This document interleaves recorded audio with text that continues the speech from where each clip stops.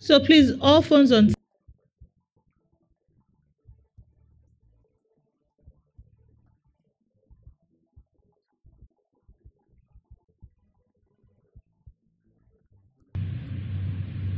Hello and welcome to the Choir Podcast, where we give insight on God's words.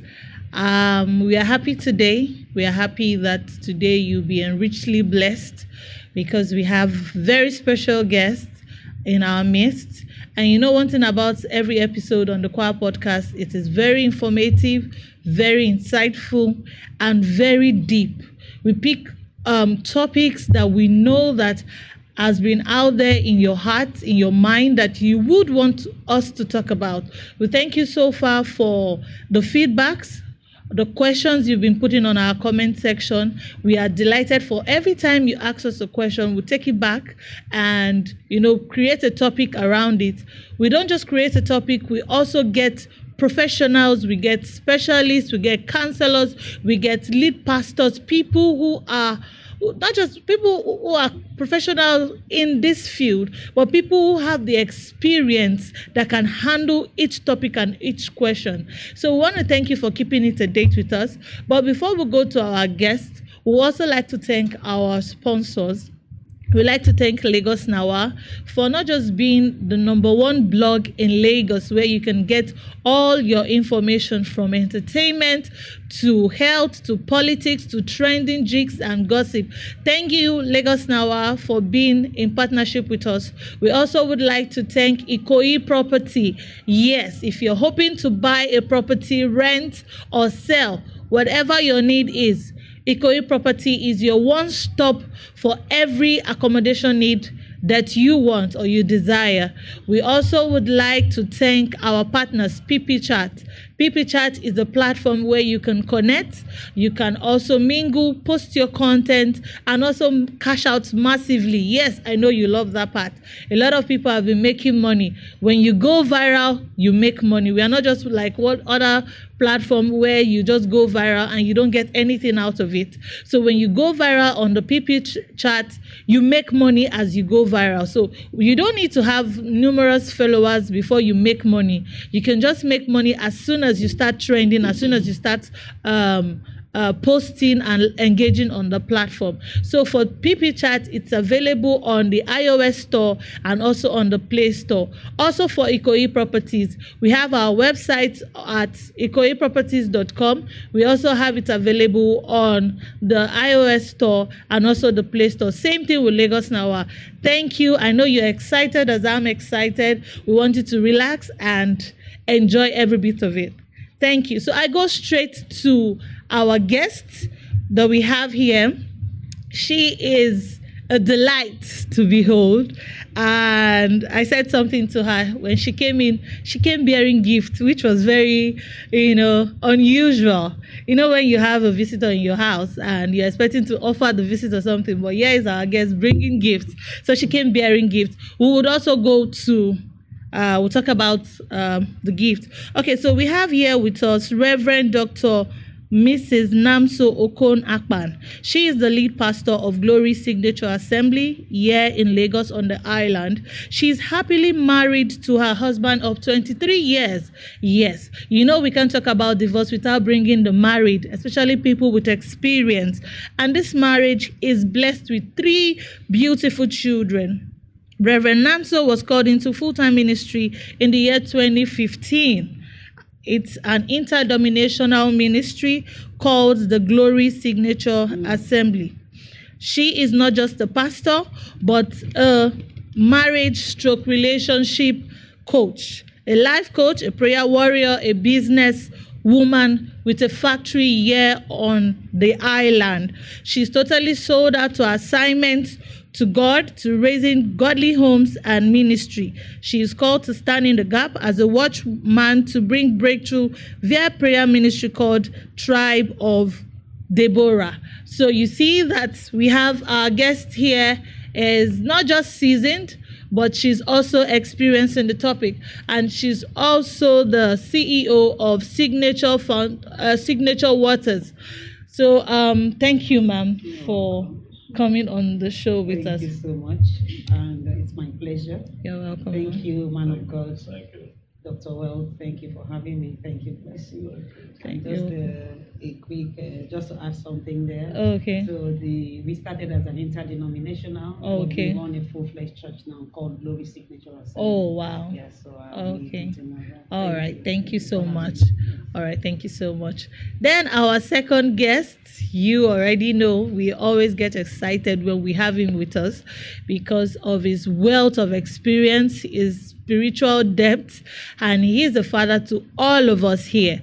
We have no other person than the lead pastor of Kingdom Wealth Alliance. All right.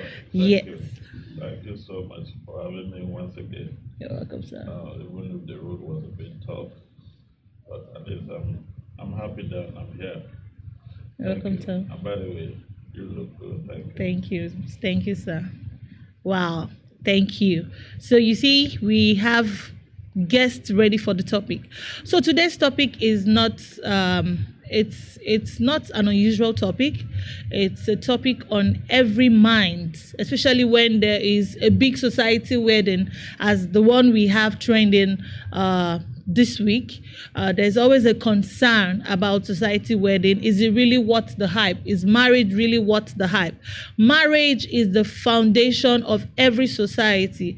When we have good marriages, it is very sure that the society would have a good society, right? So it's a topic on everybody's mind. It's a topic on the single's mind, right? What if I get into marriage and I don't get what I'm expecting? What I had in mind is not what I want to see. I'm a Christian. I want to make heaven. Can I marry and get divorced if the cap doesn't fit anymore? So it's a topic on everybody's mind. And we are here with people who are not just married, but they've been able to stand, right, in the heat of it, in the good, in the bad, and the ugly, right? So let's just go quickly to our guests.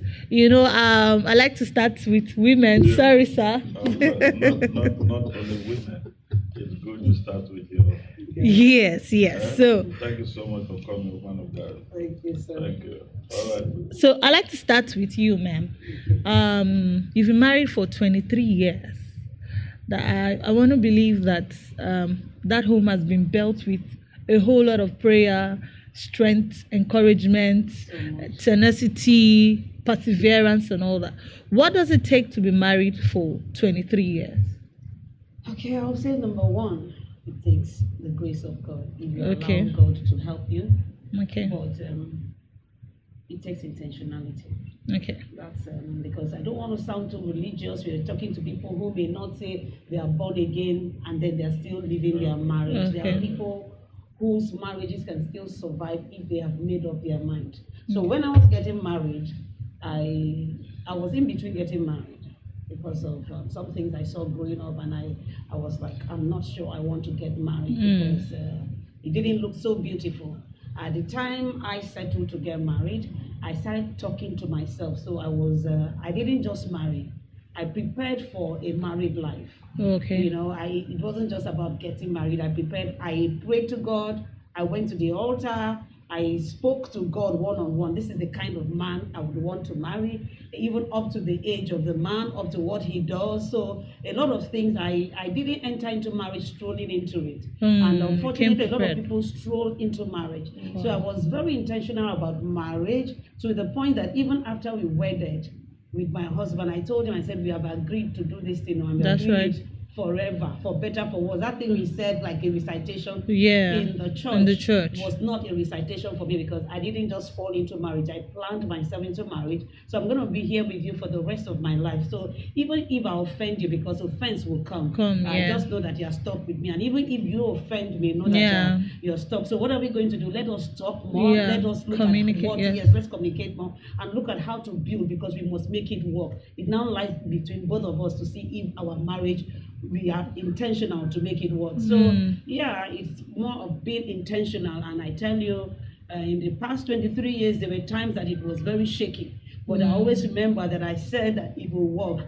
And there's a time also that I told him, I said, you know what, it's okay. I think we can move. But Yes, he said, no, I would ask that So question he said, too. but remember, you are the one that said that no matter. So because I got to a point, I said, if I offend you, and to that point that you send my things out, as you're sending, I'll be bringing back, because I don't have any other home outside this. And then if you also do the same thing, no matter what, I will hurt, but I have to make sure it works. So when I had told him that, he reminded me what I said. So it's good to have accountability in marriage. Yes. Talk to your partner so that those words that you say will always mirror back in the time of trouble. It becomes like a strength for you. Wow. So just like you said, it's a question I also wanted to throw out to you. Have there been times, right? How many times have there been times where you just tell him, you know what, let's get a divorce? And why did you not proceed with it? Is it because it's a sin? That is why you didn't proceed with it, or you just decided, you know what, let's just do this? Okay, so of course, I wouldn't say there are no times. We have had our moments, especially in the beginning. Every marriage has those things Ups that and downs, come yeah. in the beginning, because these are two strangers coming to know each other. That's so right. you have to now become very mature to understand that I'm learning this person. This person is learning me. You may not even know why this person did this, but you are sitting down to assume. So what we did at those times is to make sure we open communication. Yeah. My husband was not a communication person, Yeah. so he would just not want to. And me, I'm not that kind of person. Like, I don't like pulling things under the carpet. That's right. So I just kept telling him, I said, if this marriage must work, we must talk. We are the ones that will make it work. Other people, and not because we are trying to make it like we are like the best couples, but I've never carried our situation outside to even say I'm telling pastors then, or my family or my siblings. Whatever happens with us, we make sure. So I brought in, we have things that we brought in. I brought in communication. So he has his own wealth of other things he has brought. But one thing that helped us in those times that will come, and we now look at it, that thing that we were even shouting doesn't about, really make it sense. doesn't really make sense. It was just the way, perspectives that were different. And as you now begin to grow and know yourself, 5 years, 10 years, you now adjust. You even know, you make excuses for the person, so because you now know that this person, what most people don't understand is that you think you married your kind of person. We are all different. So you must understand this personality and how to study it and how to deal with this kind of person, and how. So I married somebody who is very strict, very meticulous and all of that. So he doesn't take things lightly. Meanwhile, I'm a very carefree person. So I had to learn to say that sometimes you don't joke about things. When it comes to things, you adjust. So that's the thing. So it's for us to be able to work together. But like, I really thought of divorce to say I'm divorcing. No, it never really came to me, because from day one. But I got to a point where I felt, and at this time, it was even me feeling like I was wrong. You understand? And I don't like being wrong. I don't like being the one that is making you hurt or something. Yeah. And I said, you know what? Just walk away from me. Just leave me alone. I just move. You understand? It's not even like we're going to go to the court to do that. I said, I'm fine. Separation. It was like for separation, but he said it's not possible. It's not possible. You are the one that said we will deal with these things together, and those things I felt was wrong. We are really not. You know how some of us judge ourselves. Yes. Like we overjudge ourselves. Like So that was it. So that was really the only time. But afterwards, there are times. Are you going to ask me if I cried? Yes, there were many times I cried. So some people would think that marriage is a walk in the park. It's not. Yes. So sometimes things will make you cry. And because you really don't understand, or sometimes those things, the devil is there to make you, to hurt you in marriage too.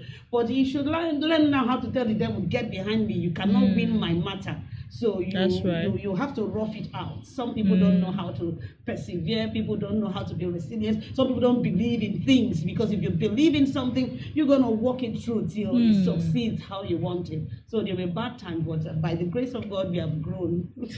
So you cry and you wipe your face and then I'm not even continue from where you stopped. Yes, if you keep telling people, people can give you suggestions that would aggravate those matters. Like now, as a counselor now, who I am as a pastor, I also have the ministry of counseling. And when I counsel some people and see how people say they want to divorce, they want to go, it's not even as close as the things that we went through. I said, these things didn't break us.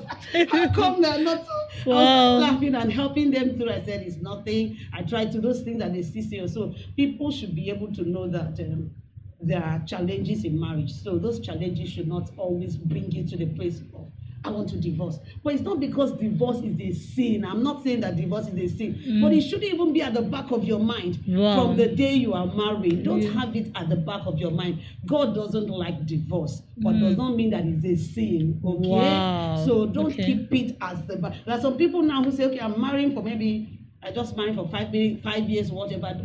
Have eternity when it comes to at the back of your mind. Yes, when it comes to marriage, just like you have eternity when it comes to salvation. Yes. Because marriage is a covenant, just like you have with your husband. That's right. Same covenant we have with God. So we should have eternity in view. That's very profound.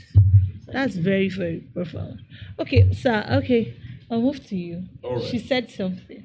She said that marriage isn't a sin, right? But God doesn't. Divorce isn't a sin. Divorce, sorry, isn't a sin, but God doesn't like divorce. So I would want you to share more light on that. Well, thank you so much, woman of God. I appreciate you for being on the show and for the light you have thrown on this issue, on this matter so far. I would like to start by saying, let's roll it back a little bit. Okay. According to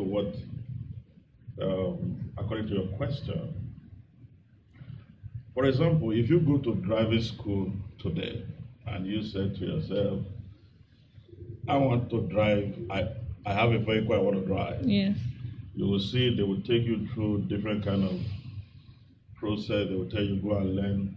You have to go to the school for 3 months, and after that you have to go through a test. Then after the test, they satisfy that you are cool, then they can issue a certificate. So you realize that even the government, our leaders, are more interested in the safety of the citizen than marriages. Ask me why did I say that? A man and a woman could just go to registry. They will not ask you any question. They will not say anything as long as, oh, you are the woman, you agree, you are the guy, you agree. All right, sit together. Do I have a weakness? They say, yes, they issue you a certificate. And over time, this certificate is what has led a lot of people to destruction.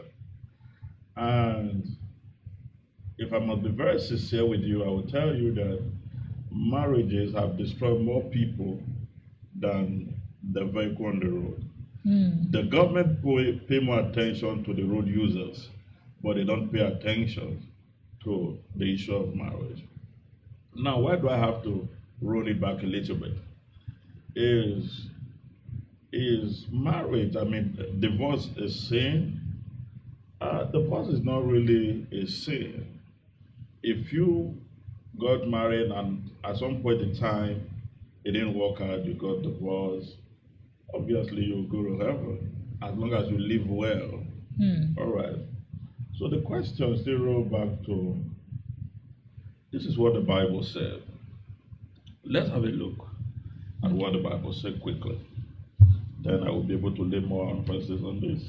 Okay. In the book of Genesis chapter 2 verse 24. Okay.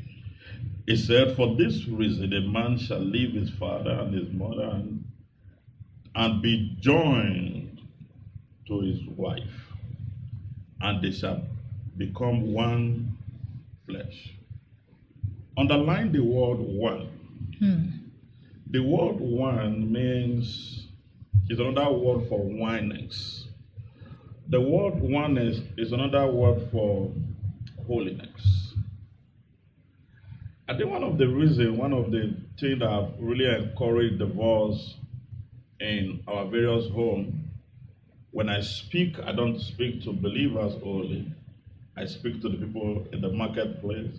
I speak to the Muslim. I speak to the unbelievers. Jesus Christ made a very profound statement. Let me show you for the benefit of those who are watching us right now.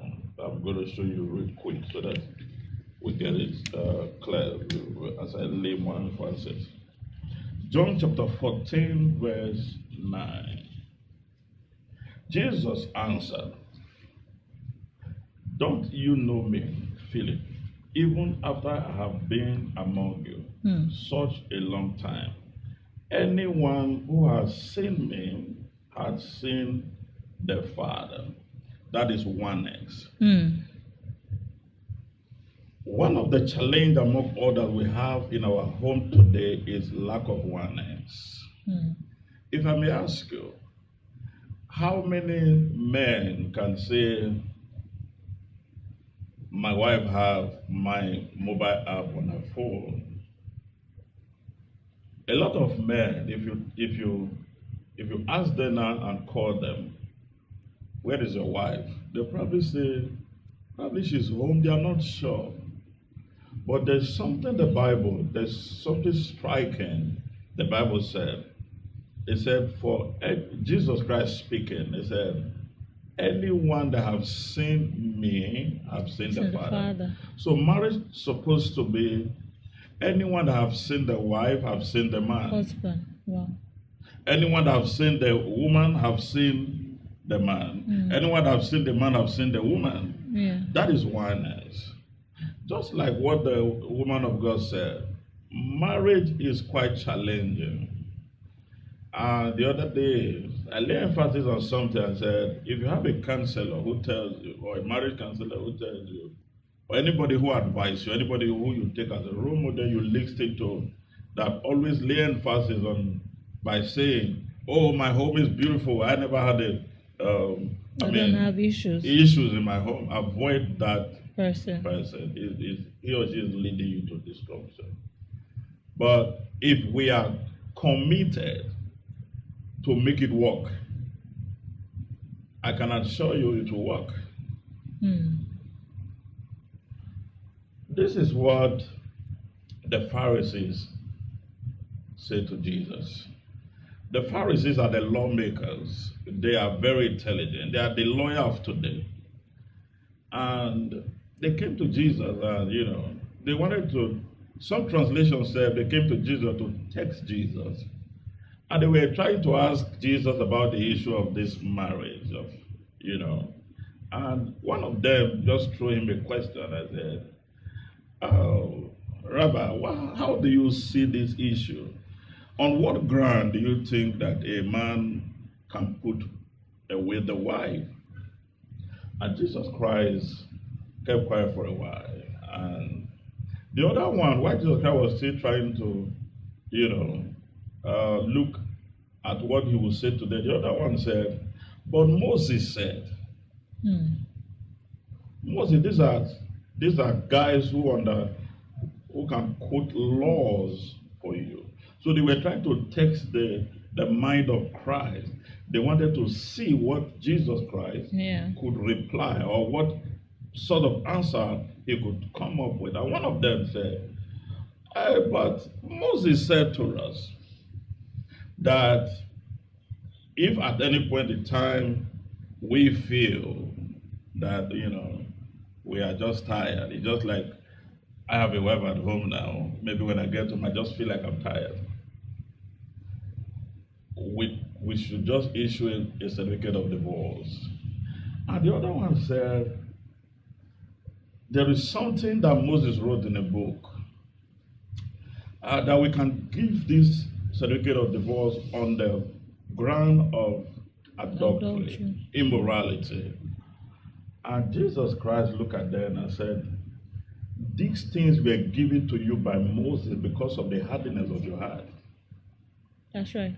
That means that formula or that solution Moses gave to them was from his own description. It wasn't from God.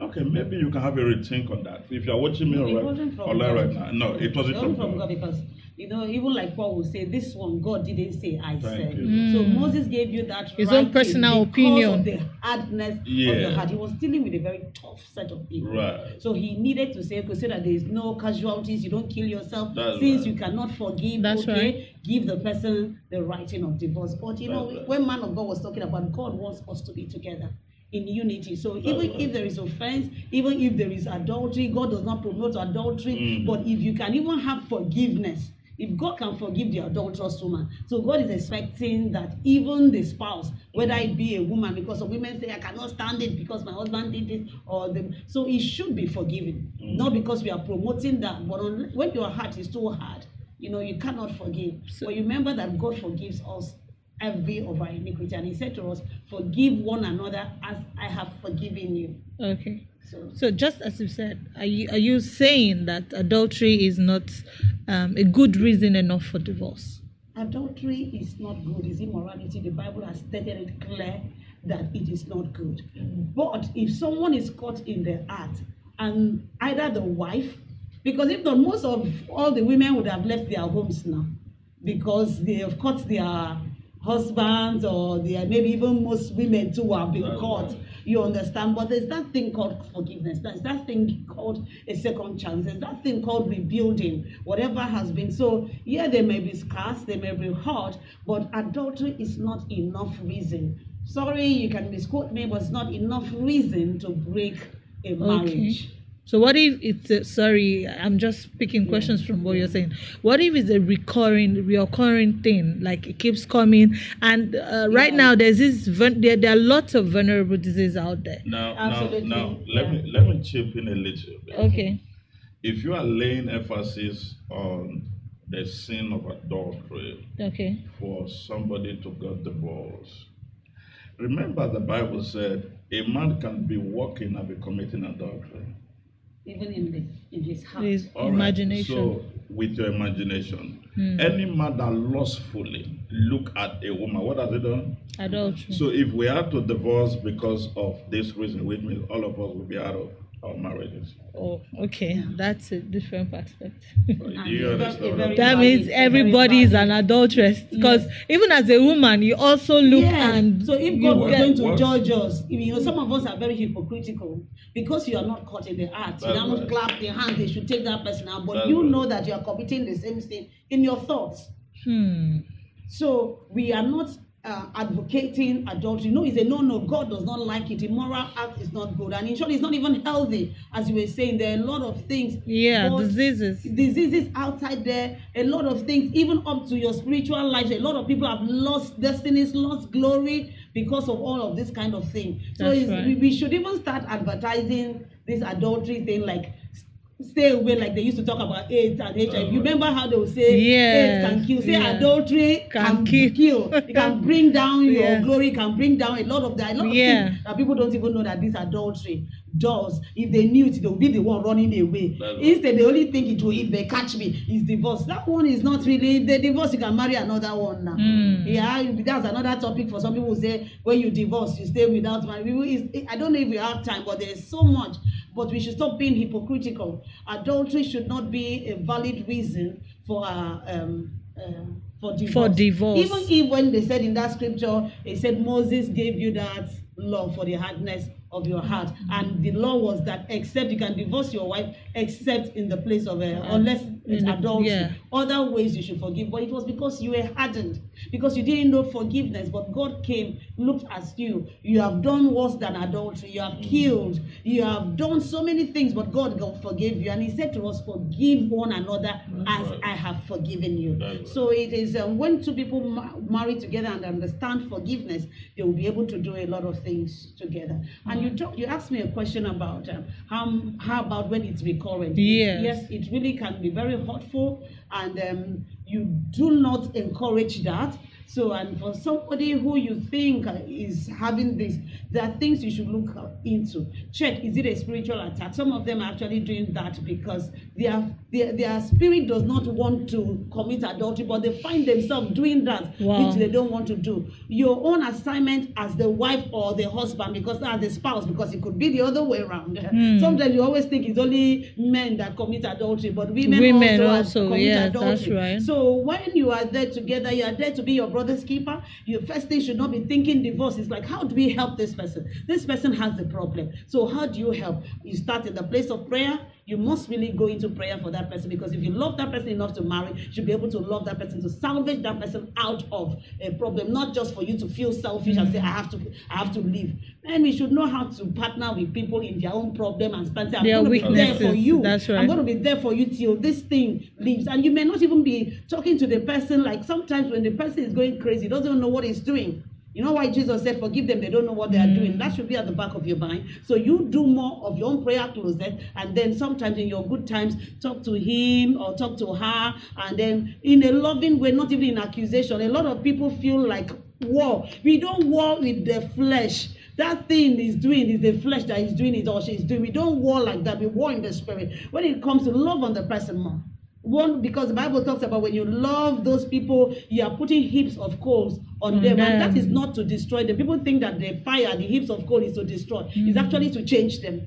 Is to transform them to become better human beings. And then when you see that, okay, I'm not getting all the results I need in prayer, you have to engage other things. You have to engage like maybe counseling. Yeah, you can engage like the kind of things like maybe let him know the threats of all of these things. There are different methods. It's not one way that solves the situation. But let it be that if God asks you, did you try your best to help this man or to help this woman that was in your life to be out of it, then you'll be justified that, yes, I did it. And after doing all, I stood. And as I said, divorce should be the last option, even if it's recurrent. I'm not saying it's nice. I'm not saying it's easy, but it means there's work to do there. So you have to enter into that assignment and do it. Or maybe it was for that reason that both of you even got married, to help that person. Wow, that's very profound. That's very profound. Thank you very much, Ma. Okay, so moving forward, we've established that divorce is a sin, and that God hates divorce. So, sir, coming to you, is there a point which you would encourage divorce?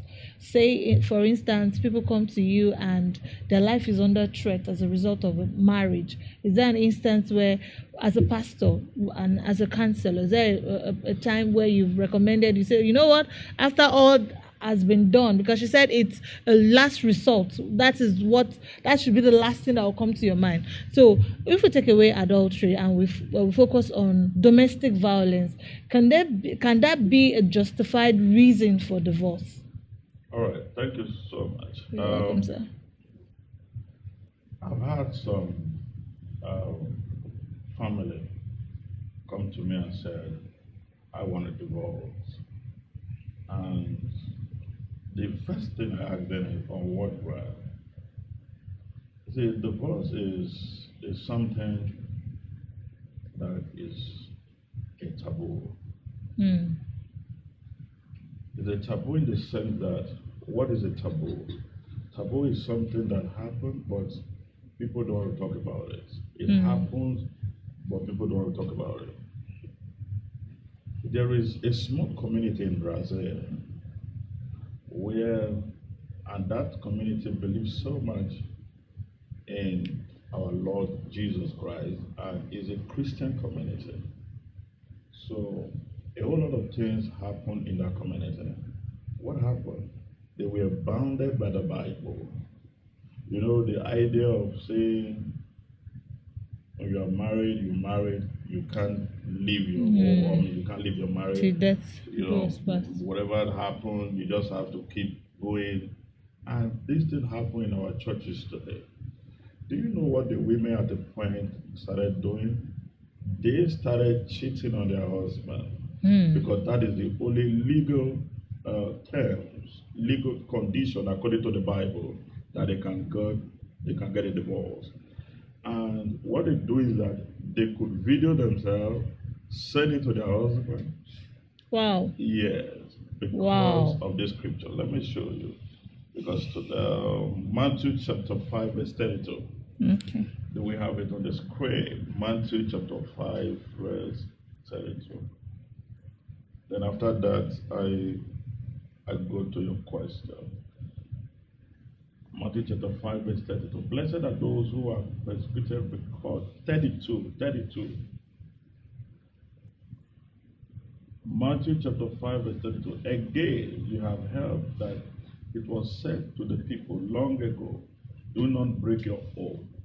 Give me Okay, but keep the oath you have made to the Lord.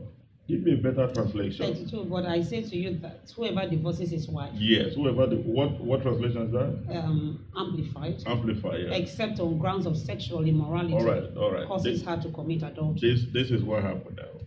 The community, the women, they were being abused emotionally. They were being abused mentally, physically. They didn't have a way of escape. Mm. What they could do is to get themselves involved in the act of adultery. Wow. So, for that reason, the pastor will come and say, your husband sent me your video. For this reason, you are off from your husband's house. Wow. So this is something that has happened over time. Mm. And that is what also happened in this day generation. We find a lot of women now have boyfriend. As a matter of fact, many married women are they are more perfect in that area now than the single one. What is going through their mind? Number one, they are tired of physical abuse. They are tired of emotional abuse. This man abused them at home in every area of their life. Yes. So the only way they feel they can get peace is to get another man outside. They are waiting for the day the man will get to know that they have a man outside. Please just go pack your load and go. So apart from immorality or getting involved in sexual activities as a married woman, physical abuse is one ground I stand on when it comes to a woman seeking for divorce. Because I've seen young lady die in the name of he will change, in the name of let's keep praying for him. Prayer can never change a man who is very abusive. Prayer can never, even counseling can't change prayer a man. changes things, it doesn't change people. That's right. Prayer changes things, it doesn't change person. Beautiful. So prayer cannot change a man who is very abusive. That's right. It's in the blood. It's in the DNA. And a woman too, because women are also violent. Very. You find a woman who will just wake up when the man is talking, the woman will be the one to land slap. You get what I mean? Very abusive, So when you find people like that, you trace their roots, you realize that energy is coming from the background. That's right. It's coming from the background. But we advise the women watching me right now, if I will advise you, you have a man who is very, very abusive to you. You have a woman who is very, very abusive to you. I will tell you not to compromise. Because if you are not careful, that same person will conduct your funeral. And do you know what happened? During the course of the funeral, you will see them sharing tears and say, it was a very wonderful woman. As a matter of fact, she was very supportive. We have 4 beautiful, amazing children. She was a good woman. She wasn't a good woman when you killed her. So if you are in that relationship or you're in that marriage right now that is very abusive, the man is abusive, you're in that marriage that the woman is very abusive, you don't need God to speak to you. I am telling you now that marriage should end, because if you don't leave that home, that same person will conduct your funeral. That's right. For me, that is where I can say, when it comes to that level of being abusive, now is a hard no for me. Thank you so much. Wow, that's very profound. Can I add something yes. to that? So truly, I even did a podcast like this that said God does not like divorce, but God hates murder. The thing that God hates is to not kill. It's very, very important. He has said it's in the commandment. It's in the commandment. And divorce isn't in the commandment.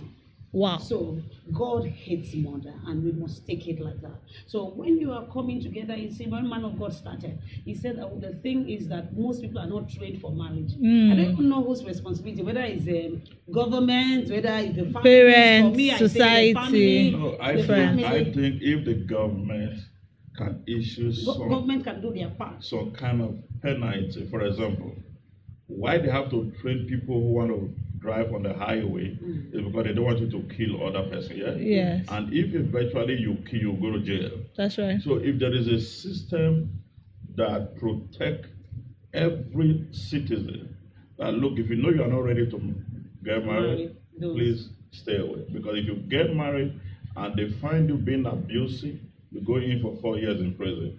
I believe that law should be most of the marriages will yeah. have a better home. But like in Nigeria or our society, there's nothing like, in short, court law is for select people who just want to. Yes. You know, the most important thing is customary law, Yeah. which is the traditional marriage, and then those who want to honor God, who now do the white wedding. So the thing, mostly, we should start to prepare our children. I think it depends on us more, the parents. We should prepare our children for marriage, and also advocate that the people, everybody around you, like if I begin to prepare my child, I should not just prepare my child and ignore your child. I should be advocating that you prepare your child, and you also prepare your child, because I cannot be preparing my child to go and live with a wolf. Yes, that's you right. Understand? I have a sheep and I carry to go and live with a wolf. Right. Then That's there's right. something wrong. So we should also make investigations. I know that in these days, family would want to come in and then children are saying, no, you cannot choose for me. We still have to start in that place, which is very important. So like what he said about the government, if government also can stand, say, if you know you're not ready to marry somebody's child, whether a male or a female, then don't go into it, because there's going to be a penalty. The thing is that we are really relaxed. That's why divorce has become so rampant. It wasn't like that in our days. You know, this thing that we had like a taboo was still there, but now nobody cares about taboo again. So I want to talk about the violence, because it's something that is very big, that is happening in the around society, now in the society, and because I think some of them are not mentally stable. A lot of people walking on the streets are not stable.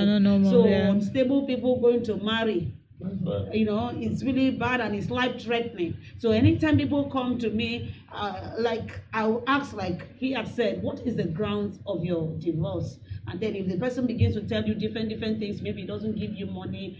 Some will say, my husband does not give you money. I say, don't marry a husband because you want him to give you money. You go and develop yourself. I've told some, maybe what if God wants to give you the money? Why are you yourself? The man that will give you money. That's so they bring plenty things. He doesn't know, my wife does not know how to cook. You to teach her how to cook. Or learn how to cook yourself. And you know, so there are a lot I will counsel. But you see, when you bring that thing called, I'll ask, is this person abusive? Does he hit you? And there's not just only physical abuse. Yes, mental abuse. Yes, it affects. That's what people are walking around sick. It is not sin. It's an internal thing. I've seen some people that have become a shadow of themselves because of how the man talks to them, and then they feel like they are nothing. And when you begin to celebrate them, they're like, "Oh, I didn't believe that this could come out of, you know, because you have done the work. You've been able to." So that's one of the things that. Finish people. I've seen people who are suicidal because of how their spouse is talking to them. Wow. You know, so for that is a no. I'm not saying that you should have absolute divorce. When that happens, there's what is called separation, and separation should come when you see that this person is abusive, either physically or mentally or whatever. You have to write in for say. In short, you don't even need to go and meet somebody. Pack your load and say, go. It is only the one. That is alive that can marry. Yes. If not, they will bury you inside there. So you pack your load and move first. You have not given divorce. So I didn't tell you to run to the court. Or most people that are even divorced did not go to the court. So they are really not divorced. So there's what is called separation that people don't know. So to save your life, if you are in such situation, you don't even owe anybody any explanation. You don't have to wait for family. It's you that is wearing the shoe. Yeah. You know what is happening to you. Excuse yourself for that moment. And if the man or the woman cares so much about you, they will come and come with people, and then they begin to adjust, and then you spell your terms and conditions for this marriage. You don't hit me again. You don't you ever, because you should make people know what you cannot take. Some people take it like you marry an abusive man, and the next minute he's slapping, he's kicking you, and you take it. They think you can take it. But it is because you have not complained, or maybe by the time you complain, you have taken it one too many times that the guy takes pleasure in doing it. That's right. So at that time you start shouting, the guy takes it as very normal. The normal thing. They will now think there must be something wrong. How about when I used to beat you before and you were not saying something? I cannot take physical. I tell people I'm too fragile, I'm too beautifully and wonderfully made for a man to hit. Come and hit. And then for a woman to hit too. what he was saying is, when he's talking about because marriage, when we talk about domestic violence, women are the ones hitting, yes, and even in relationship. Yes, they will throw. I've seen one that his face was cut of a pastor because his wife threw plate on him and cut his face. Wow. Yes, the woman will wear things. Oh God, there are some things you cannot say here, and the man will have to be the one to go and clean up the mess because he wants to live there. She does a lot of things on purpose because he just wants to punish the man. So some women are also mean. So being mean is not a thing about male or female. It's about a personality. Like I said, we marry different personalities. When you see the personality you marry, and you know that it is like. But before they got married, there should be at some point signs and signals that was ignored, because we need to really hit on this, especially for the singles that are watching, right? Because sometimes they say love is blind. They kind of overlook all these things. Yeah, they'll be like, oh, I love her. She's slapping you when you guys are dating. I love her. She's shouting, yelling at you. The man is talking down at you. I love him. And then they get to the marriage where they are confined in one house and they begin to see all kinds of things. I used to think like that, like there are telltale signs, which is true. Yes. But there are a lot of pretenders. Wow. Yeah. There are people who really mean they see you. They know that you are the kind of person they want to be. They don't deserve you in any way, but they love you the way you are. And then they will pretend because they see this is how you are. And if they want to get you, they have to come this way. They have to be like a dove and all of that. And you will be carried away. It's not all that give you the tell. Some people are masters.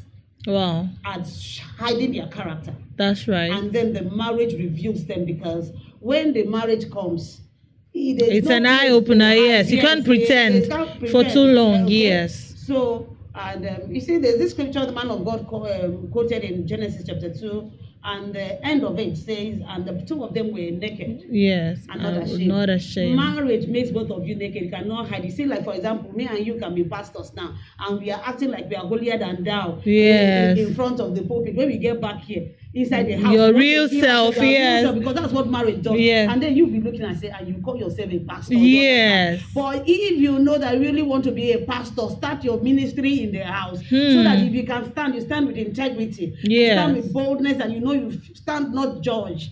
So a lot of people are pretenders. And that's right. If you marry a pretender, I cannot blame you, because I've seen people like there were no signs. There were no signs whatsoever. I used to say like that. There were no signs because the man scripted it. Some people will script everything. Yes, micromanage their behavior. So by the time they got married, began to open. He said, if you want, you can go. You can go. I've got one even said, oh, you thought, because you're a graduate. This man is not a graduate.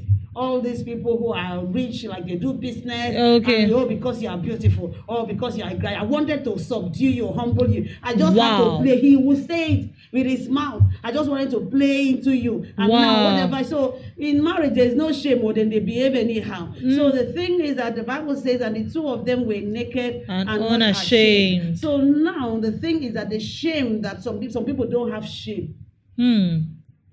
They don't have shame that they can misbehave. I know someone that the husband will be bringing women into the house because he has so much money, and he never did that.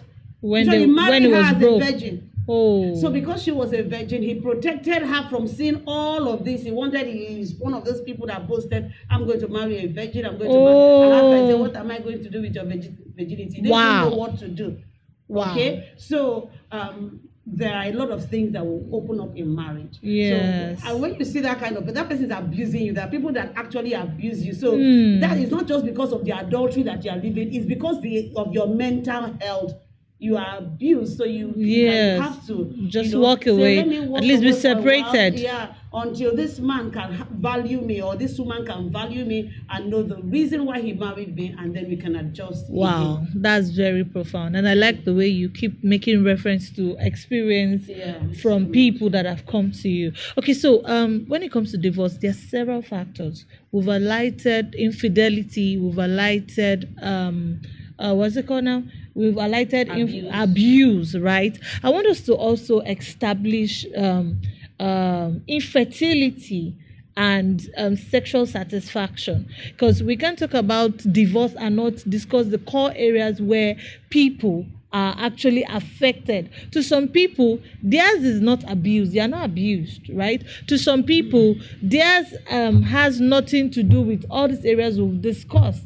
But theirs is infertility. It could be that the woman is not able to have children, the husband is not able to have children, or one of the spouse is sexually not compatible. So, sir, should that be a ground for divorce? All right. Thank you so much. Thank you, woman of God. Thank you for your emphasis. Let's open our Bible to the book of Deuteronomy chapter 24, verse 1 to 4. Okay. 24. I would love you to pay more attention to the words that were used here. It says, if a man marries a woman who becomes displeasing, so displeasing, what could displease a woman can be factors in different areas. Number one, we'll just mention physical abuse. Number two, we just mentioned that. Number two, Yeah. Physical abuse. Number one was what? Number one, we discussed. Sorry. Yeah. So number one was adultery. Adultery and physical abuse. All right. So let's pay attention to this scripture because there's something I want to bring up from here. Okay. Before I proceed with this scripture, I want to say to men, in order to control the rate of divorce around the world, sometimes if you are privileged to still have your mother-in-law, father-in-law, before you pay that bride price, visit them. Sometimes bring them around you to spend some time with you, because if you're able to accommodate your mother-in-law, your father-in-law, you can accommodate your wife when she's getting old. That's right. Because when a woman, even as a man, there are levels we get to. You see, there are some hormones that will start kicking into our body, and there's this kind of attitude we start displaying that you will be imagining. You'll be asking yourself, when I got married to this woman, I didn't find this kind of attitude. Yes. As she grew, those attitudes began to grow, and those attitudes can be traced to hereditary behavior. That's right. Means that is a family trait things. The mother is like that when she was growing old at the time.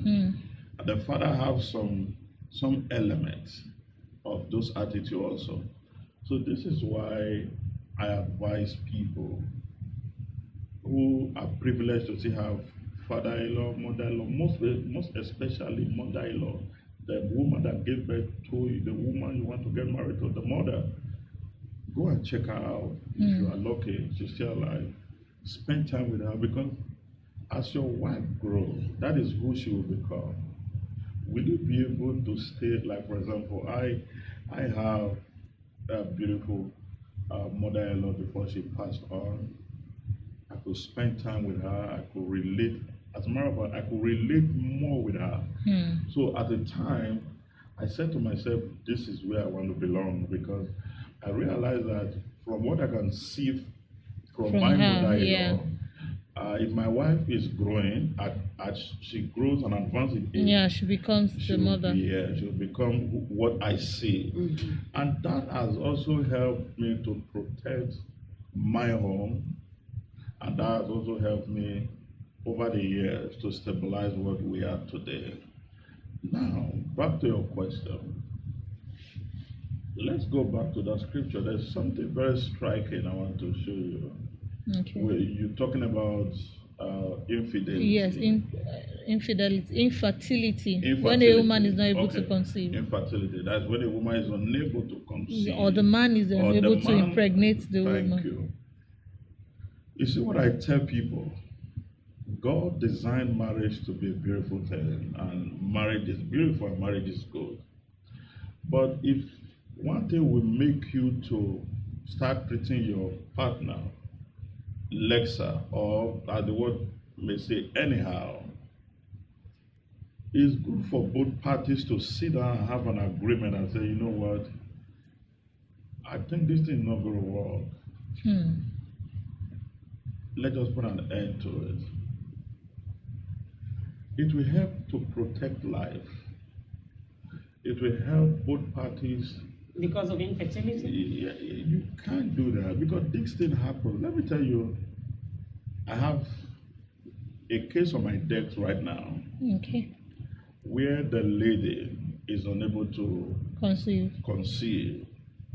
And from the man's side, the pressure is much. The mother is like, I don't want to come to that house and there's no baby crying there. This woman don't sleep. Anytime the woman needs something. The other day, the lady called me and said, sir, do you know my car just broke me down the road? I said, but your husband is rich. You should be able to get you a new car. She said, Pastor, yeah, that is my husband is rich. But my husband said to me, if I'm unable to give him a child, I don't qualify for a new car. Wow. Look, this thing happens every day. I would like to say something. Yes, go ahead. Okay. Number one, God did not create marriage for procreation alone. He didn't even say that is the reason he created marriage.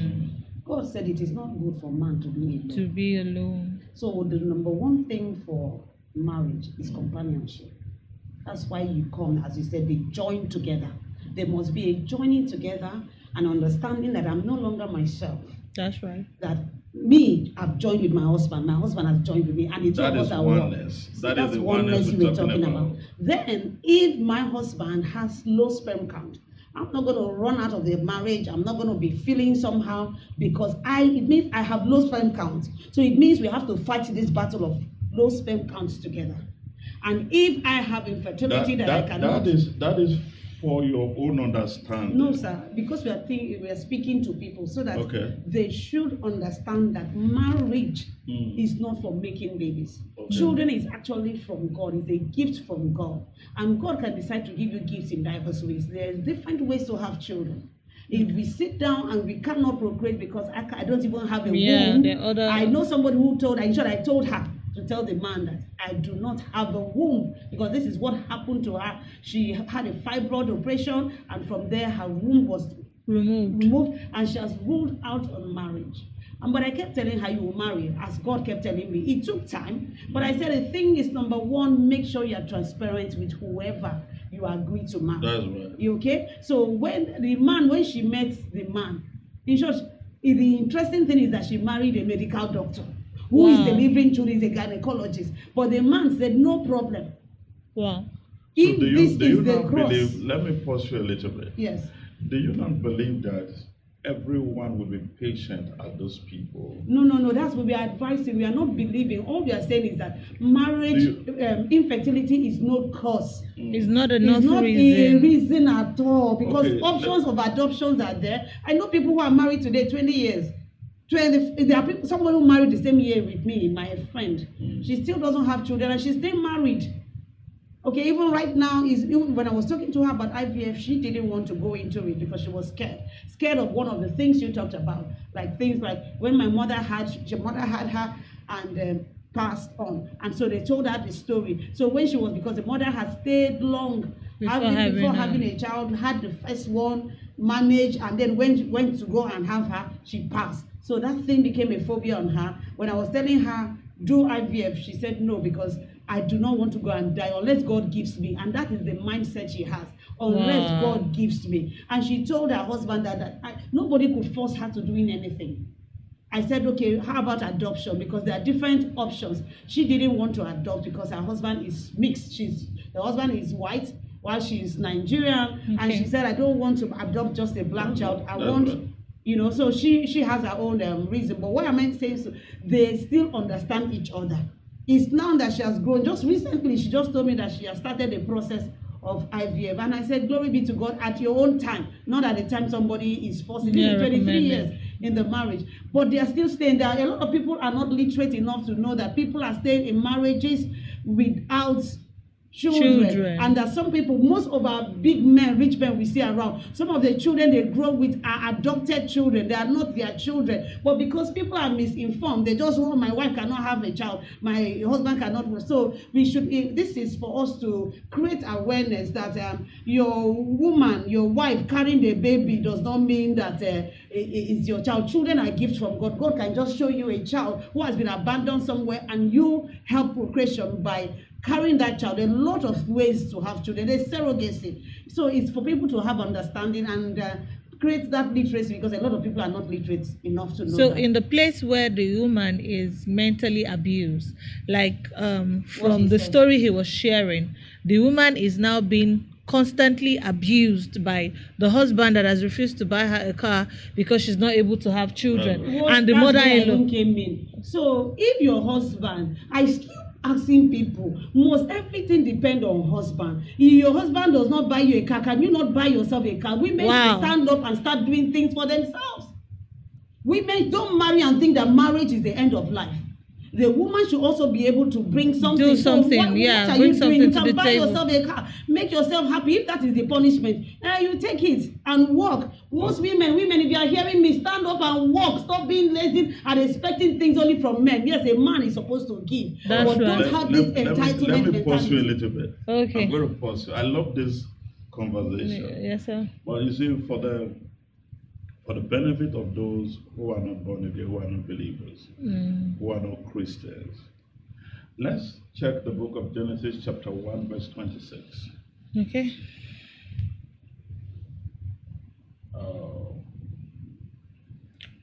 Media, can we have it? Yes. Then God said, let us make man in our image and likeness, and let them rule over the fishes, the bird of the air, over the livestock, over the earth, and all the creation that move along the ground. Next verse. I'm actually working on 28, but next verse. So God created man in his own image. In the image of God, he created him, male and female. Next verse. He created them. God blessed them and said to them, Be fruitful. Be fruitful. One of the reasons why God created man and blessed them is for them to be fruitful. Yeah. Do you understand what I'm saying? And increase in numbers. What brings increase of number? Productivity, production. Do you get what I'm saying now? Let's have it, because like what you said a while ago, we have a lot of people watching this show, and we are trying to speak to the mechanic, trying to speak to those, try to speak to the farmer, trying to speak to pastors. You get what I'm saying now? You know, one of the things I do is to interpret the Bible. Sir, do you think fruitfulness is only childbearing? No, we are coming to that. Okay. Now, do you know why I have to lay emphasis on this? Is to be fruitful, is to be productive. If you are to broad it. Yes. Yeah. Or do you understand what I'm saying? So that's the thing, to be productive. So, to be productive. For example, a lot of women today, like for example, I have my wife, she manages most of my things I do around the organization. I stop her not to work. And I can tell you for free, I can tell you for free, my wife is richer than anybody that earns, any woman that claims that she earns salary. That's the thing. Because she's productive, sir. She's working for you. She's Do you understand what I'm saying? So she's not lazy. Yes. So when we are trying to, pass this message to the world, we must be very careful. Because there are women who their husband placed in that condition, and the man take care of the wife, The expenses. Whatever the woman needs, the man take care of it.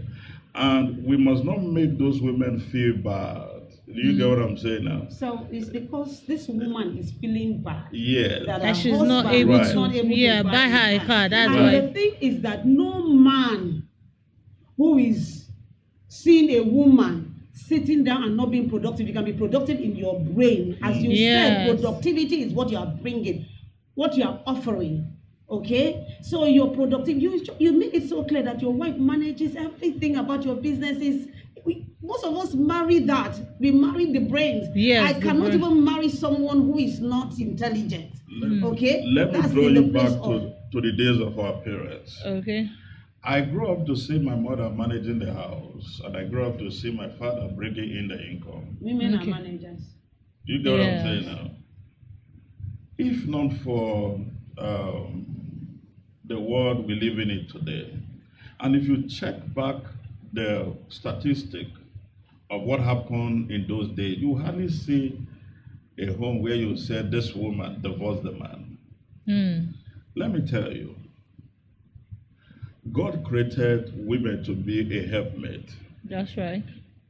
Sorry to say, I know you guys are women. I mean, you are women, all right. Women does not have the capacity to absorb some certain things because they were not wired that way. I give you an example. Your Because thoughts. no, Your wait, thoughts. you know, I'm sure you're gonna say in my things like opinion, this. in my opinion, have you ever seen where a woman is the one providing for the family? Plenty. It happens. Plenty that I Did know. you see that kind of character they exhibit, they display Plenty. when they are in power? I know people who do it and the next person will not know that they are doing unless they are very close to you. They don't even show the signs that they are the ones. That's why I even tell people, what if God even wants you to be the one help? Do you know what a helper is? Somebody who has capacity. If you need help, if you are looking for destiny helper for example, Okay. are you going to look for a weakling? You're going to look for someone who got capacity. someone And who when has God value. said, I'm going to make you a help, he didn't say just any kind of help. Help that is meat. Yeah. Help that is like together. That complements you. Complements you. Yeah. So a woman is not seen as someone who does not have capacity.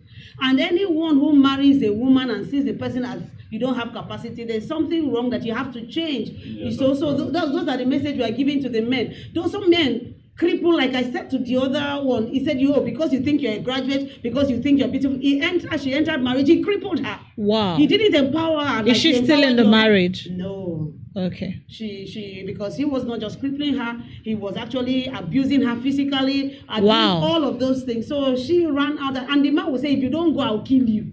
Wow. This was his own verbal thoughts. So he just wanted to make sure, first of all, he crippled her, she stopped working, she stopped everything. And when she has lost everything, maybe you become like nothing, then he pushes you out, which was his plan. I see some people script the marriage before the man. Wow. The thing is that God did not create any human being to be unproductive, because thank God that we read that scripture from John 6. He said he created them both male and female. When we're talking about the man, God is talking about the female and the male together. So he's saying to the female and also the male, be fruitful, okay. multiply, replenish. Like if I have a case, thank God for me, I didn't even have children easily. So Wow. it's a miracle that I have children. Okay? And your husband stood by you. He stood by me, even when I was crying and doing all of those things. He said, "What is wrong with you? What's your problem?" He is not. How long did it take you? The first one, after immediately I got married, I had I was pregnant, and then I had a miscarriage. Okay. And from that miscarriage, I had what is called issue of blood. Wow. Yes, and so I couldn't even meet with my husband for a Wow. while, but he was understanding. The thing is that it's one of those things I say when I say, I beg, let me not just come and be your problem. Let me just go. Maybe this one is not my own one, Wow. So by the time I now had, I could You now conceived? get back. I conceived. It took 2 years. Okay. Wow. And then thank God, because me, I married prepared, married praying. You know how you pray into Yes, you know you how prayed you into fight the a lot of marriage, wars. yes. So before you even, so thank God it didn't take too long. 2 years after I now had, and then I had my son. And then my son took me 4 years. Wow. Of prayer again. In between. That's secondary so my children infertility. are 4 years apart. Not by choice. Not by choice. After Wow. I had waited before. Wow. So I had him, and afterwards a lot of complications. I said, just leave me. My life is too complicated. my Wow. life. But it takes someone who understands, someone who was made. There's a program I do now, it's called Made in Heaven. Your husband really needs to be made in heaven for you, Yeah. to stand by you. That's when you to are be from going your through, own from rib. God, yes. And you know, it mustn't be a particular one. There's a kind of man that God prepares for, a kind of people whom will go through the travails of life to be able to break forth. You know, so it didn't, for me, children didn't come easily.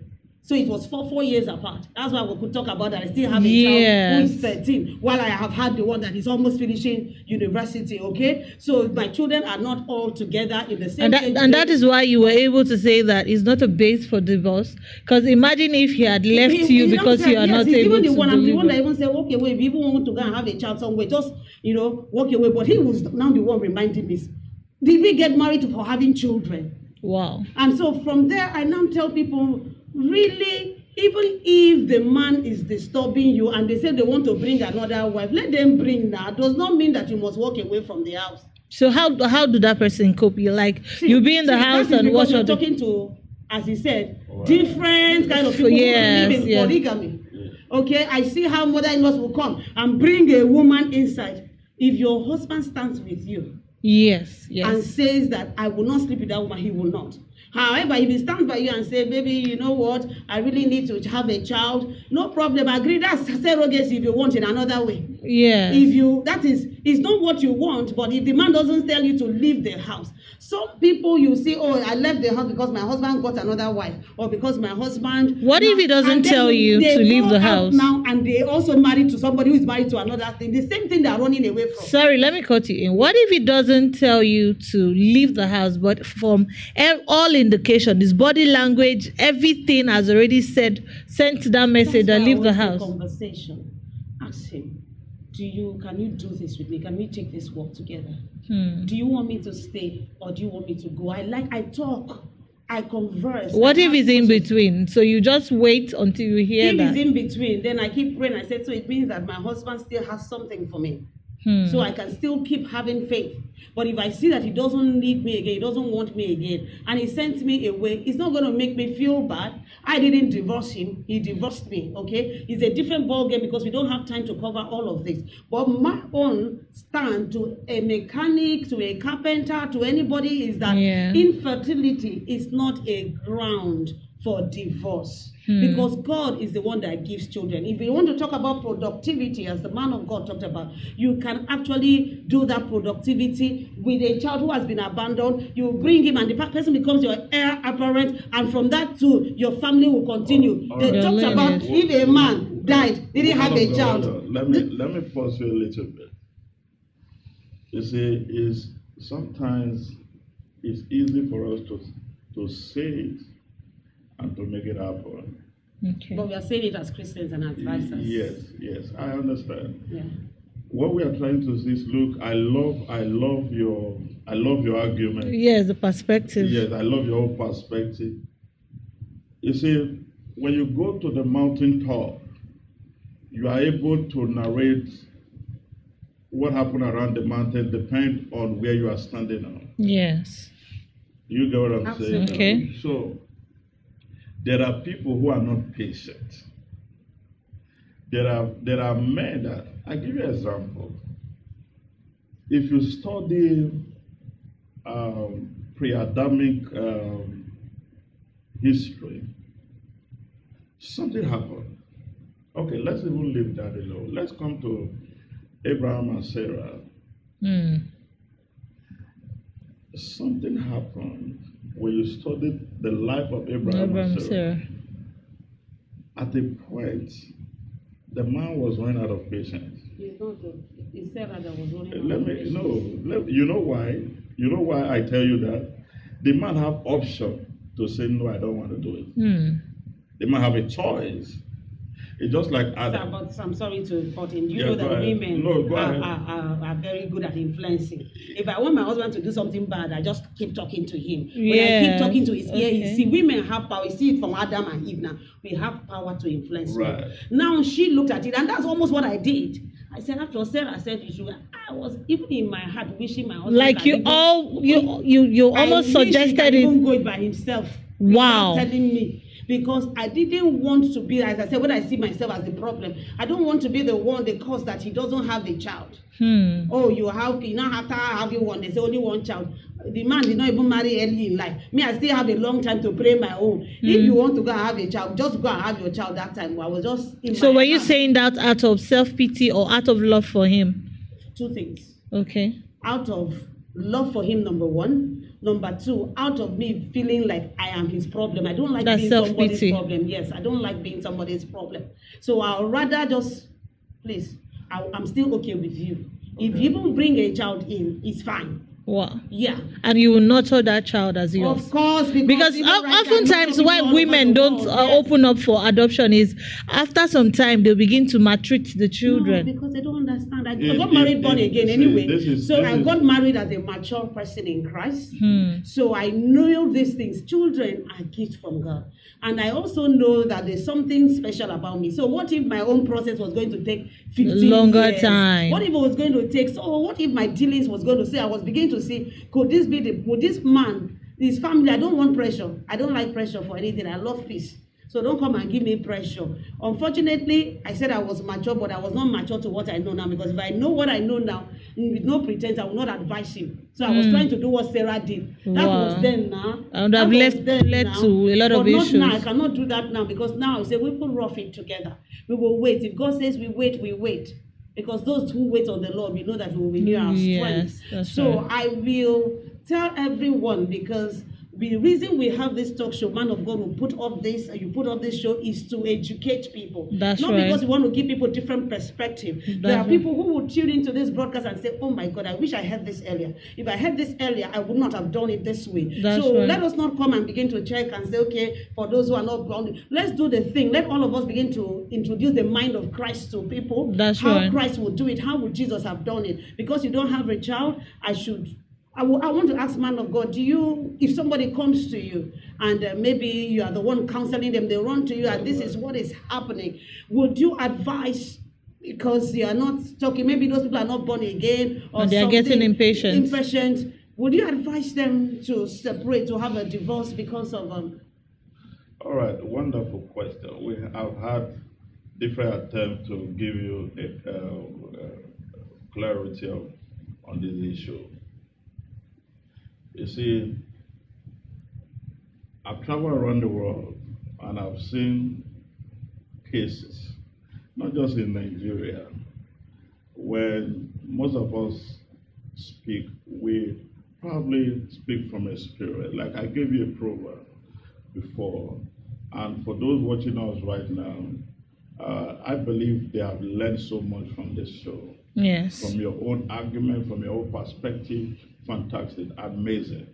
But you see, when we have this kind of show, I want you to very well, I love what you say, I agree with what you say, but I want to context with you because there are people who are on the line of what I'm saying, Yes. and I should be able to advise them, I used to be able to advise. Absolutely. Do you know what I'm saying? So in short, it's actually like us. It's not even an Right. argument. It's us having different Yeah, different views. different Yeah. view. When I have Right. a show, I'm looking at.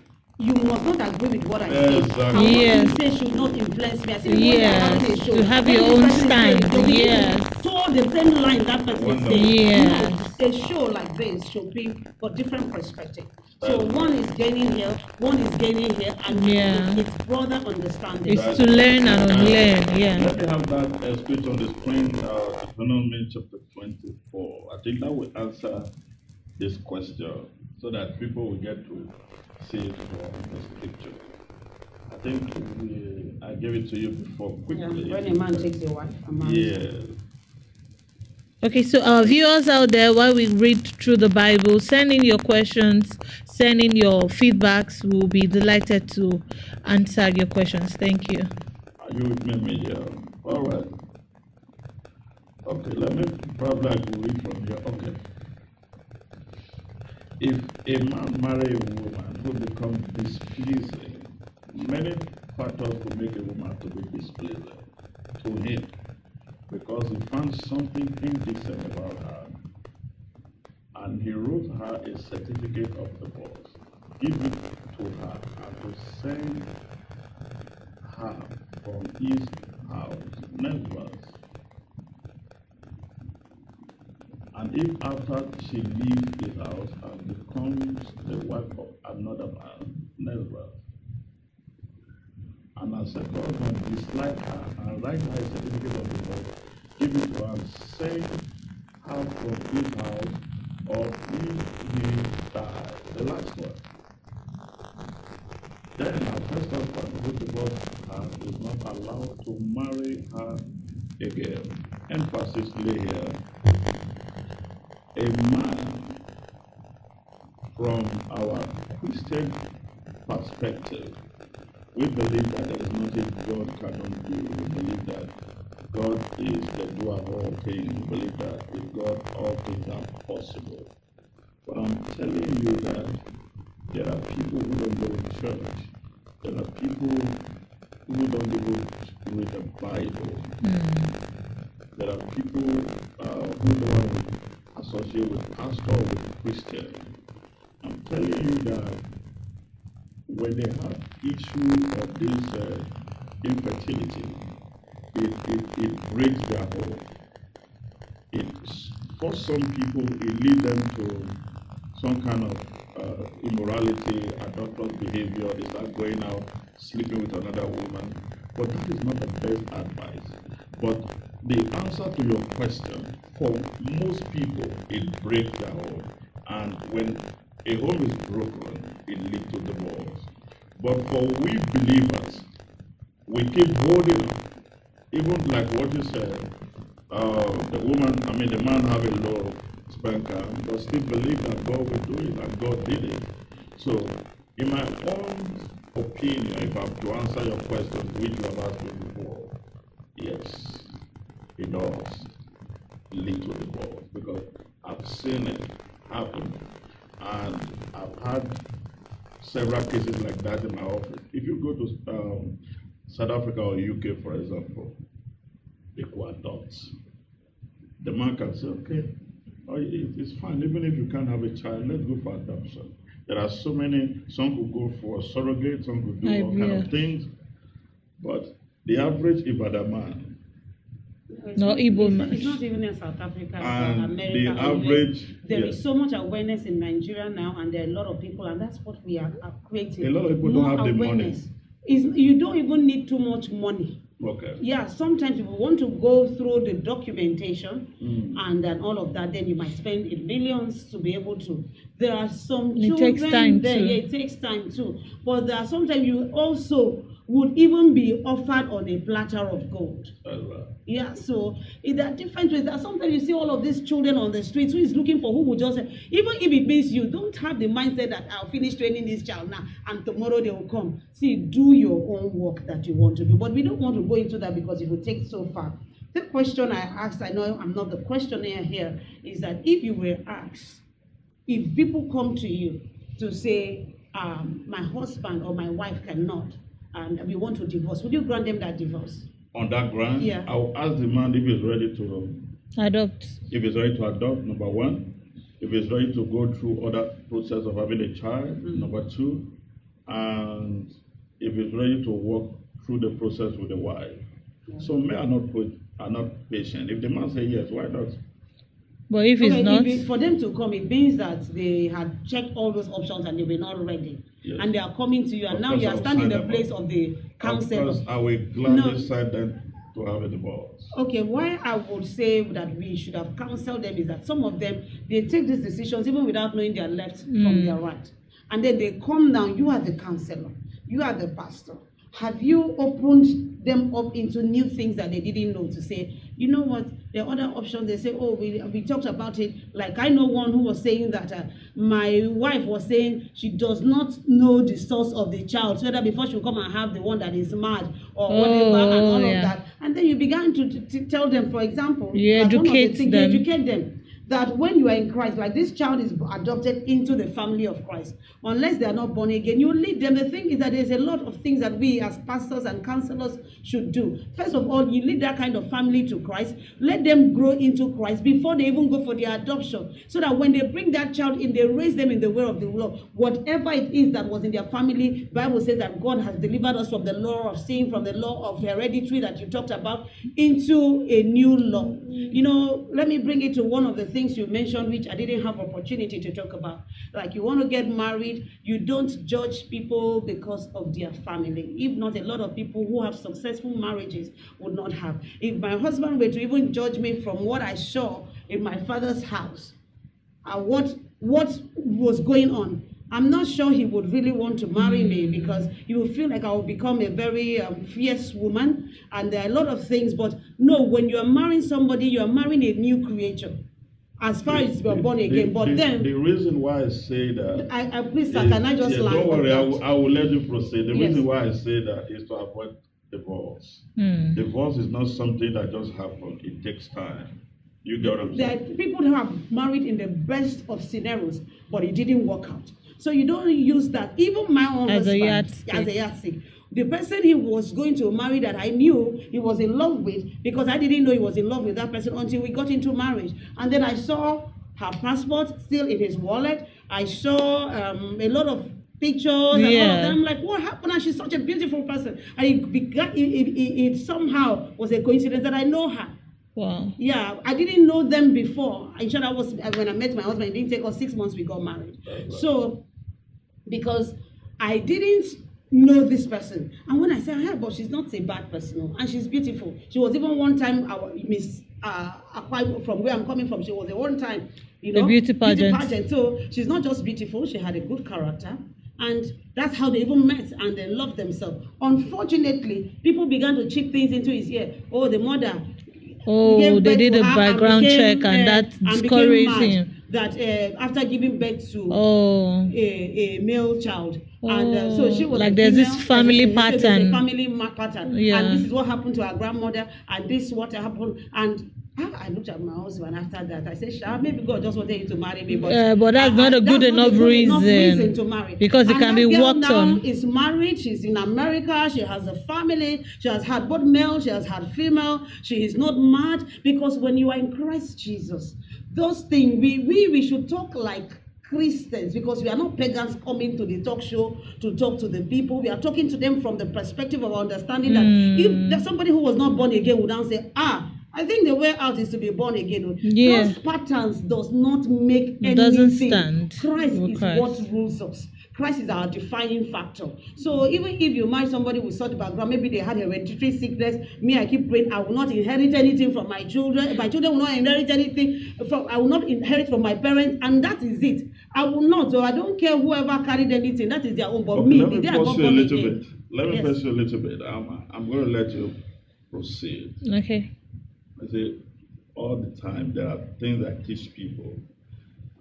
I love your emphasis. If you study the life of Abraham, there was something that was common in that family, and that was you understand that? Yeah, childbirth. Issues with the childbearing. Eventually, And they then will have the life. child, but at the late hour, you study it very carefully. You see how that thing moved from one generation to another to the next. generation. And after that, you didn't hear again. So pattern broke, So because they are still our fathers. After you didn't hear it The again. truth is, God works, but reality also lives. Sir, the progression end with Isaac and Jacob. That's right. Did Jacob not have how many sons? And after that, the tribe If came you- out. if So you the go to the pattern. hospital- So in your own view, patterns, background should not be. No, it can cut. You have to come up and start to say, no, I take this one. I don't agree on that one. I will not sit down and look at somebody's family history. But as a counselor, isn't there a case where the person like maybe a couple got to you for counseling and he already knows that there was this pattern, and despite being a Christian, they still see that there's still a recurrence of that particular pattern? Is there any experience like that? There's always been a solution for I've everything. not even had such people who say this pattern was playing here, and that is why I have come because of divorce. But rather, I've heard that, I saw that in their father's house, that for me, if I want to look at patterns, that's when I got married to my husband. It was after I got married, my eyes opened. It's a pattern I saw in their family. I don't know what happened before, but at least his own four parents and then this one, and that they were having one child. I have 3 children. You break patterns now. Wow. Why are we breaking patterns? So that's why I came into his life. That's why I'm a strong force. That's why I'm a helper. You understand? The Bible talks about when you find a wife, you find a good thing and obtain a favor. So my husband would you now say that was one of the issues why you were not able to have children, or it was just your own personal thing? I thought it was my personal thing. Okay. But growing up and beginning to see the things play out, especially into those who are not born again, you realize that this thing has been like that. Thank God for God. Thank God. And what if also I also have issue, although our own places we do everybody. So I don't even dictate. I didn't even know, but I said thank God that I stood up to fight. So why am I saying so that patterns can be broken? It happened in the first 3 families of Abraham, Isaac, and Jacob. But I realized that after Jacob broke it, and then everybody, the multiplication came. So I don't hold down to it because I know that patterns can be broken. I'm sure man of God preaches that breaking of patterns and all of that. So patterns can be broken. If I see you as a man and I see that maybe there's pattern in your family and I'm born again, that pattern will not even give me one thought. Okay. Because I will take you out. That's how God called Abraham himself out of his father's house. I'll call you out. I say, come, let's do life together. And then we'll stand together to break it. But that's me. He said, is our views. You have a view, man of God has his view. And that's so I'm not saying anybody should take my view. But it's me coming to express, you coming to express every. And then that's choose right. What you want and Okay, so because of our time, wow, we are having an incredible time, very insightful, and I love the different perspective we are having, and it's all being backed up by the Bible, right? Okay, so as we round up, we're going to do this very quickly. Okay. Oftentimes we find women that are in these marriages that are scared to come out. They've tried all they can, but because of societal opinions, they still stay back because of how judgmental the society can be, even down to friends. There are some friends that don't pick up calls of their friends that are divorced anymore. There are some churches that, frown at women who are divorced. So as a church and as a counselor and also a friend, a mother, how do we accommodate these people that are divorced? How are we open up to people like that? How do we encourage them? Okay. Because some of them are actually facing life threat issues. Unfortunately, yes. I say a lot of even churches are not helping the matter. We are the ones causing this problem. Now, a woman getting divorced or a man getting divorced is not his problem. If you see some of our fathers, elders in the church, I don't want to name numbers. There are people that were sent out of a particular church because they had a divorce. You understand? And then they go and build a good work. I know a couple of 3, 4, and they are doing so excellently well. That's for you to know that God does not frown over the divorce. Okay? So if somebody who is coming to your church is divorced and then you are frowning over it, then you don't remember what Jesus did to the woman who was caught in the act of adultery. Okay? So because from that act, of course, on that time, she's automatically divorced. But Jesus called her into salvation. What does that mean? They go and sin no more. Meaning it's an invitation to Christianity. That's right. Okay? They didn't say there that woman was divorced, but the point is that when they catch you with divorce, you are with adultery, you are no automatic divorce. But God still carried that woman. There's another woman at the well. When Jesus saw that woman at the well, she has had five or 6 husbands. Yeah, several husbands. Okay? And then Jesus actually went into that because of her. If you read the scripture, it was because of her. Jesus was interested in that divorcee.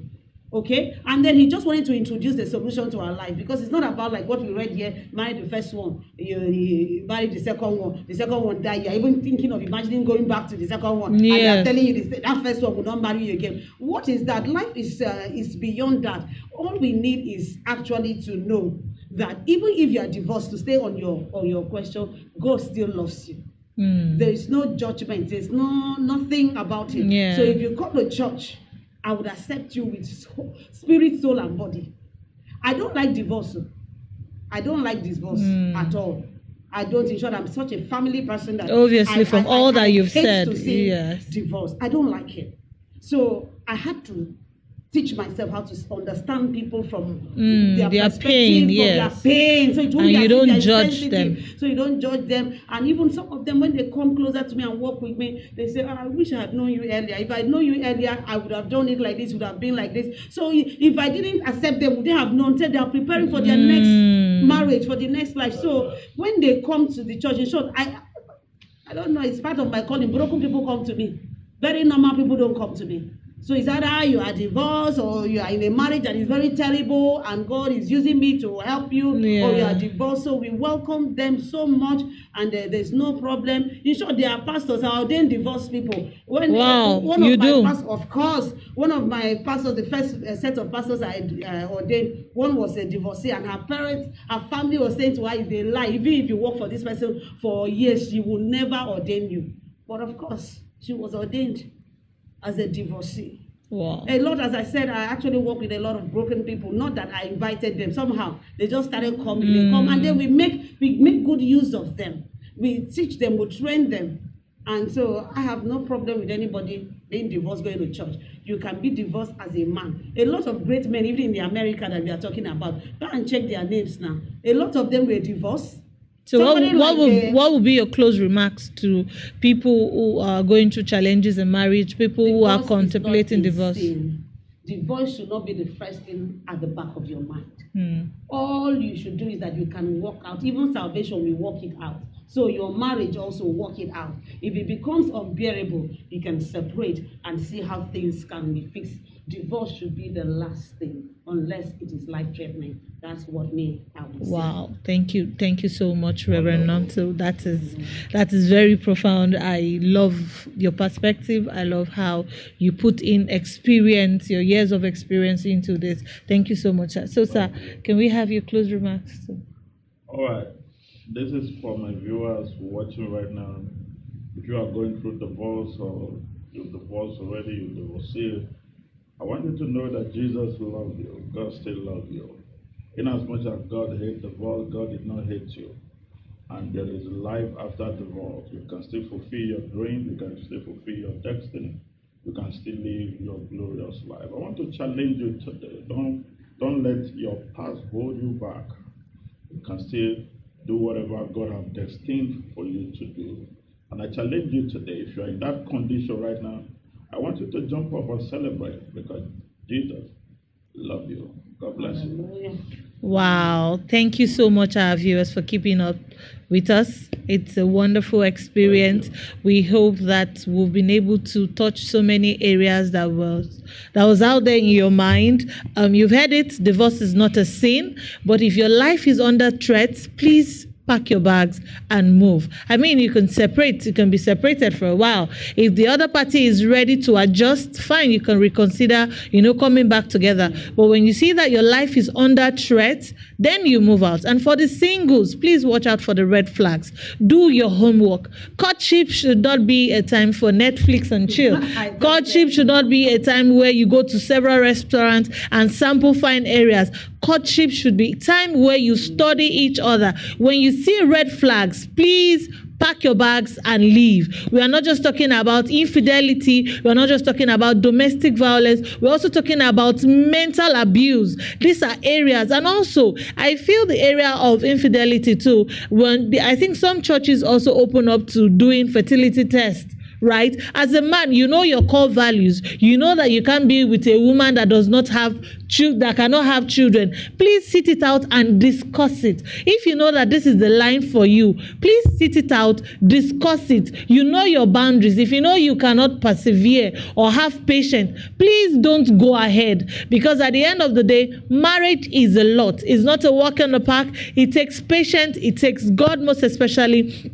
And it takes you to be able to adjust. Thank you. Until I see you again in our next episode. I know you're excited because our next topic will also be what you want us to do. See you again, same time next week. Bye-bye.